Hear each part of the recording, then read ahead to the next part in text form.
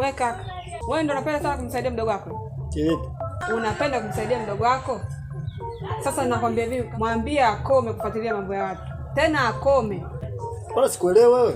Wewe nani kwani? Nenda. Wewe nani? Nenda.